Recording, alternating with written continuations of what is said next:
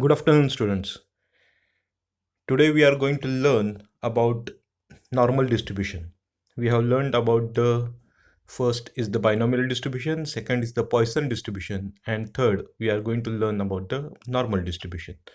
In a simple words, normal distribution when you get continuously similar kind of results, you will find a graph which shows that in the initial stage it will be less readings, in the center it will be more readings, and in the at the end again it will go less readings.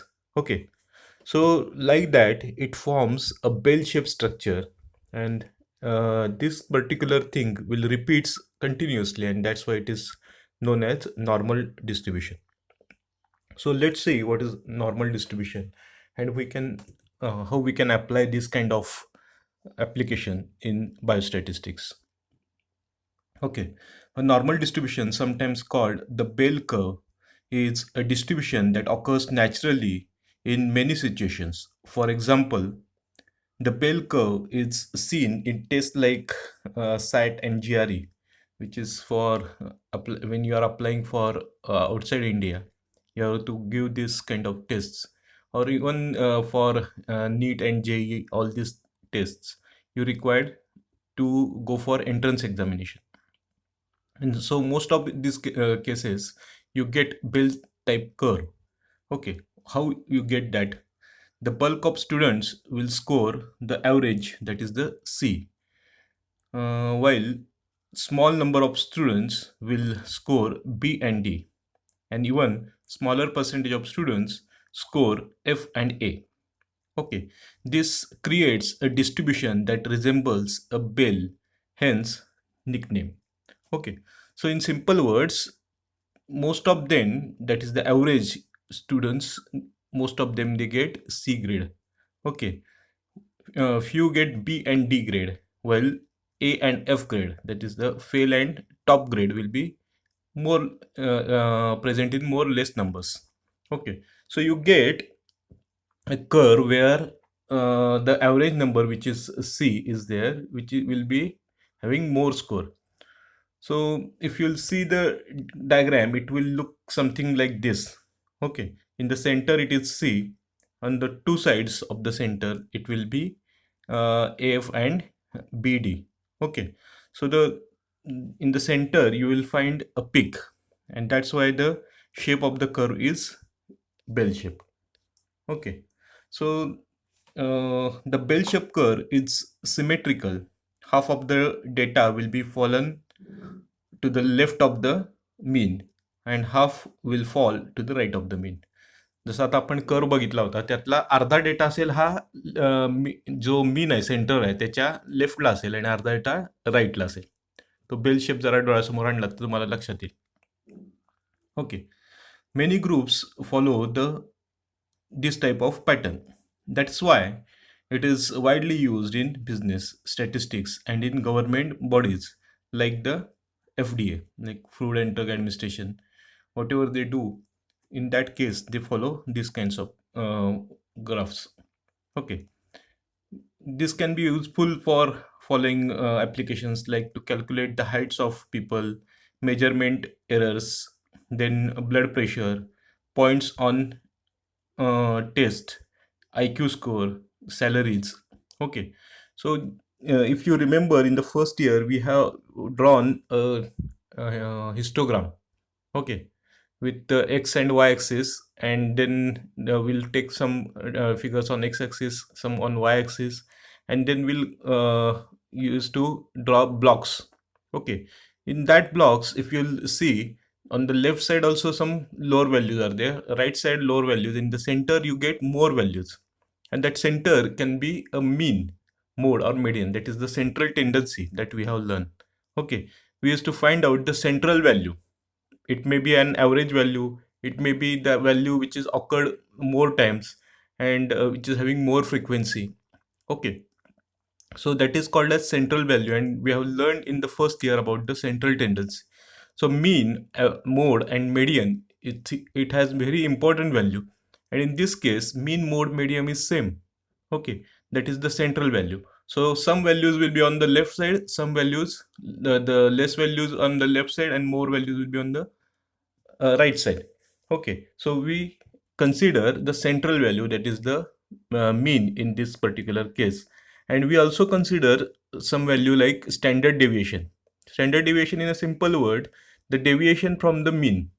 Okay, so those values which deviate from the means, and the percentage of that, or what you can say, the how much it is deviating from the mean, that is called as standard deviation. Okay, so the bell curve is a normal distribution, and it shows some data that follows it closely but not perfectly. Okay, so if you draw the bell shape, some figures will go out, but in if you're going to draw a graph, line graph, then it will come somehow what like a uh, bell. Okay, bell shape. So even you can see that you can measure many such applications are there, like size of things produced by machines, errors in the measurement.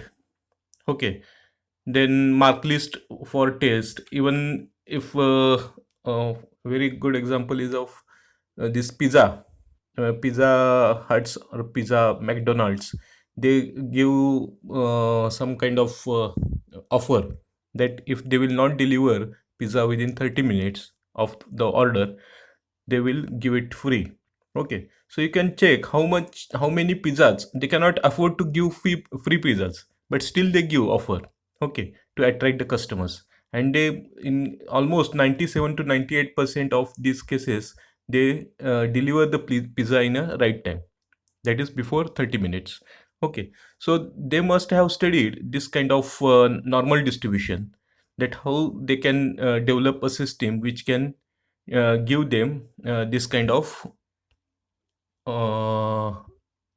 application of delivering a pizza. Okay, normal distribution was first discovered by English mathematician D. Moivre in 1733. Later, it was rediscovered and developed by Gauss in 1809 and Laplace in 1812, and hence also called as the Gaussian and Laplace distribution. Okay, it's also known as bell-shaped distribution. Okay, bell distribution. Normal distribution is a continuous probability distribution which is bell-shaped, unimodal, and symmetrical. Okay, when normal distribution of variables is represented graphically, it takes the shape of symmetrical curve called as normal curve, and this curve is asymptotic to x-axis on either side. Okay, so on x-axis, both sides are there. The central value, which is in the center, from that, the what you can say, the standard deviation we can calculate. Okay, normal curve can be represented by the following equation: y is equal to 1 divided by sigma square root of 2 pi, and okay, into e raised to minus x minus m raised to 2 divided by 2 sigma square. Sigma square is a standard error. Okay, where m is the mean, is equal to constant is equal to 3.14. Then sigma is the standard deviation, e is the constant, that is the 2.7185. Okay, so we'll get the z value in this particular conditions. Okay, so normal distribution, I will explain you with example, don't worry. Okay, normal distribution is the continuous distribution and can assumes any value from minus infinity to plus infinity. Infinity, you have, I think you know the concept of infinity. Infinity म्हणजे जी value तुम्ही calculate करू शकत नाही continuously, ज्याला आपण म्हणतो की आपल्या आकाशात तारे किती आहेत असं जर आपण म्हटलं तर काय म्हणू आपण त्याला, इन्फायनाईट आहेत, म्हणजे आपण मोजू शकत नाहीत, अगणित आहेत. So it may be minus and plus infinity. Normal distribution is identified by two parameters, mean m and standard deviation, that is the sigma. Mean plus minus 1 deviation includes 68.27%, that is two-third of the observation. Okay, now what you are going to see, that is very very important. Okay, and this particular thing you have to understand, and how you understand this, that I will explain you. Okay, so in the center, that is the mean value. Left side is the 50%, right side is the 50%. Just watch this diagram. Left side is the 50%, right side is the 50%. Okay, so if the standard deviation is 1, that means 34.1% is the left side, 34.1% is the right side. Okay, if standard deviation is 2, that means it will come to almost 95%. And if it is standard deviation is 3, okay, it comes to around 97%. Now what is this 95%, 68%? Okay, so we'll take one example, that if you have got some values, okay, and for example, if you'll see some, take some values which are there with you, and then you'll calculate the mean of that value. Okay, so this mean value actually is located in the center, and some values are less than this and some values are more than this. The mean, which is mode or median, which is the same value in this condition, because it has more frequency, it is in the central value, and again it is the what you can say, the biggest value in this case. Okay, so the central value is having left side and the right side. So it divides the graph into two hulls, left hull and right hull. So one standard deviation. So if you want to select some, like for example, we will take the example of bulbs. Okay, if a company is producing bulbs, okay, they have to decide that when they are doing the quality control, they have to decide how many bulbs, if they are what you can say, these bulbs, if they are coming of bad quality, okay, rejectable, they are not working properly. In that conditions, they will not check all the, if suppose they are producing thousands of bulbs in a day, randomly they will select some 100 bulbs. Okay, and if out of that 100 bulbs, uh, they will make some arrangement that if out of 100 bulbs, suppose one bulb is coming with less quality or rejectable, then they will accept that, okay, one bulb is coming, then we can replace it, okay, from the customer.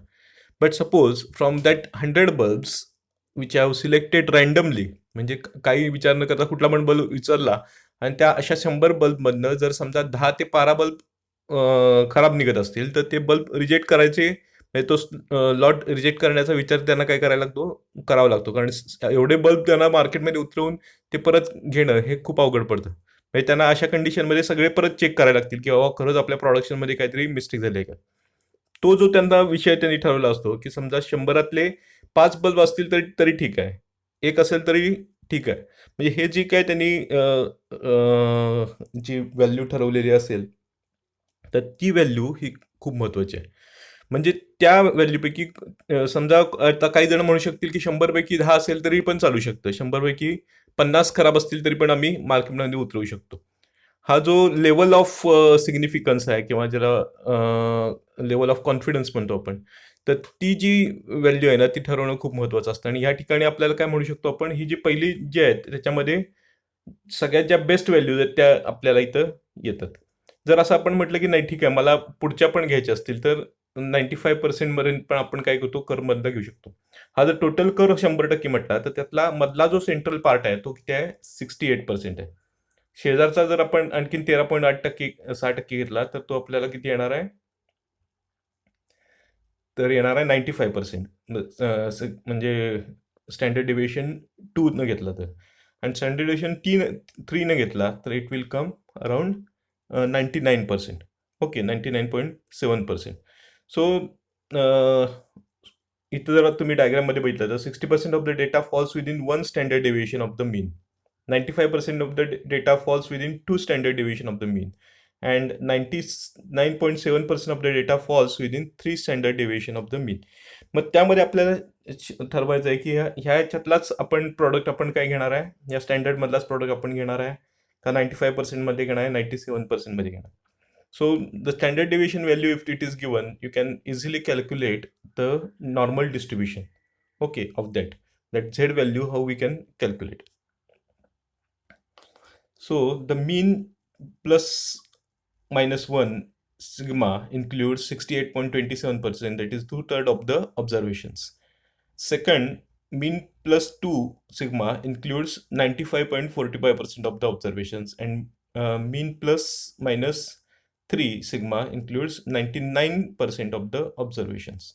Normal curve is a bell-shaped and symmetrical about the x is equal to mu. Both the tails extend to infinity, that is a asymptotic. Okay. It is unimodal, and that is has only one mode. Mean, median, and mode is equal to mu. Same. It is same. The center of the curve is defined by the mean, and the spread of the curve by standard deviation. Okay. So you can see with this. So very interesting examples you can study in this particular case. Like for example, the standard deviation controls the spread of the distribution. A smaller standard deviation indicates that the data is tightly clustered around the mean, and the normal distribution will be taller. Okay, in the center it will be more taller. A larger standard deviation indicates that the data is spread out around the mean, and the normal distribution will be flatter and wider. So properties are the mean, mode, and the median are equal. The curve is symmetric, and the center around the that is around the mean, that is the mu. Center is the mu or the mean. Exactly half of the values are to the left and the center, and exactly half of the values are to the right, and the total area under the curve is 1, that is the 100. Okay, if you'll see in the percentage, it will come around the 100.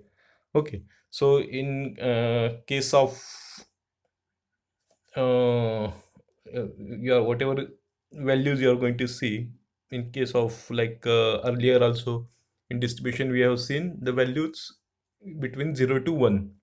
Okay, so one way of figuring out how data is distributed, to plot them in a graph. If the data is evenly distributed, you may come with the bell-shaped curve. Okay, so some values left side, some values right side, and that is called, that's why it is coming as a bell-shaped curve. Okay. So important thing about the practical applications, the standard normal deviation could help you figure out which subject you are getting good grades in, and which subject you have to exert more efforts into due to low scoring percentage. Okay.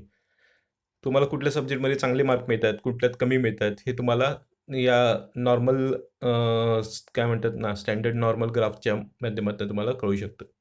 Once you get a score in one subject that is higher than your score in another subject, you might think that you are better in the subject where you got the highest score. This is not always true. Okay, it will not remain true.